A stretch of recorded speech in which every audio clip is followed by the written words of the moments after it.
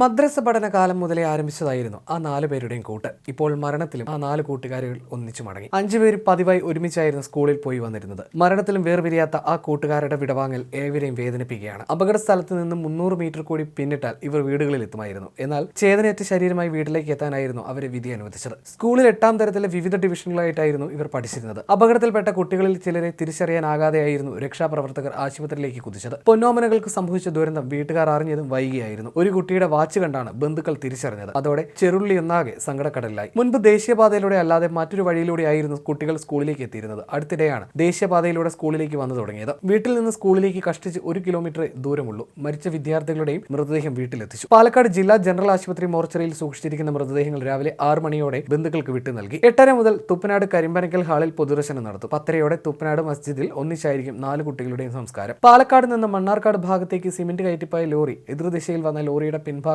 ഇടിച്ച് ഇടതുവശത്തേക്ക് പാഞ്ഞു കയറി വിദ്യാർത്ഥിനികളുടെ ദേഹത്തേക്ക് മറിയുകയായിരുന്നു. അപകടം നടന്നയുടൻ സിമന്റ് പൊടി പറന്നതിനാൽ കുറച്ചു നേരത്തേക്ക് ഒന്നും വ്യക്തമായിരുന്നില്ല. പിന്നീട് മണ്ണുമാന്തി യന്ത്രം ഉപയോഗിച്ച് സിമന്റ് ലോഡ് മാറ്റി ലോറി ഉയർത്തിയ ശേഷമാണ് അടിയിൽ കുടുങ്ങിയ വിദ്യാർത്ഥിനികളെ പുറത്തെടുക്കാനായത്.